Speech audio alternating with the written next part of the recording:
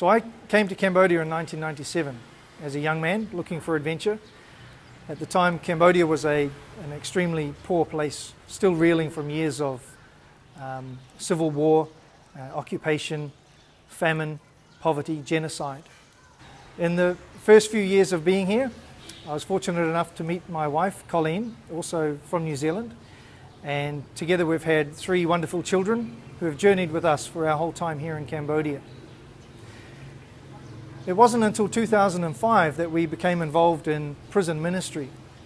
And if we're honest, we didn't want to be involved in prison ministry at the time, because until that point we hadn't really thought too much about prisoners. We had just naturally assumed that prison was the right place for people who had done wrong things to go. But coming to Cambodia and witnessing the prison conditions here, witnessing the things that they suffered in prison, we came to realize that in fact prisons were injustice, not justice at all. And as we came to know each of these people individually, we came to realize that they were human beings. They were human beings with a story. They were human beings with hopes and fears.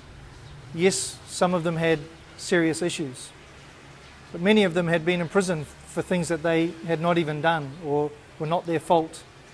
People would leave prison sick, with terrible disease, with nothing in their hands, nothing to wear, and society was expecting them to become people who could function without any problems. They were setting them up for failure.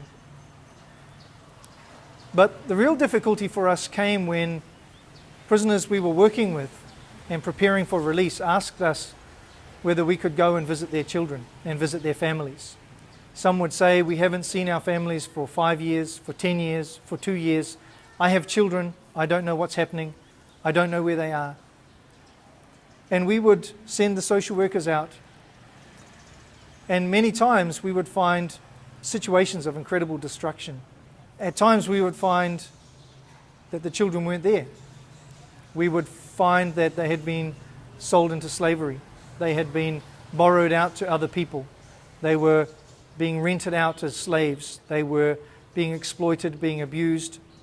Some children had been raped by neighbors because there had been no supervision. Children were not going to school.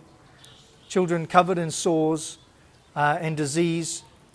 Caregivers that were without hope. Grandmothers on their deathbeds, desperately trying to fend for the grandchildren in their care, totally distraught that their own children had done something so terrible and brought shame on the family. These families were ostracized, they were cast out, they were ridiculed, they were stigmatized. They were not allowed to participate in normal community life because of what the parents had done. So we designed a program that was comprehensive in its assistance of families. We started an emergency care centre to rescue those that were in immediate need.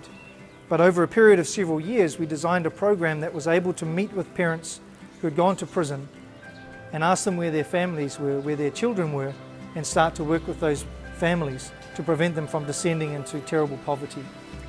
This program is now operating in many countries around the world, and we're starting to see some incredible impacts on children and prisoners. It's something that hasn't been tried before on this scale, and the adventure just keeps going as we continue to serve the needs of some of the world's most vulnerable children.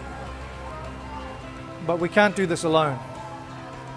And just as there are thousands of children isolated out there and alone and individual, we are needing individuals to join us, to partner with us, to change the lives of children who would otherwise not have any hope at all.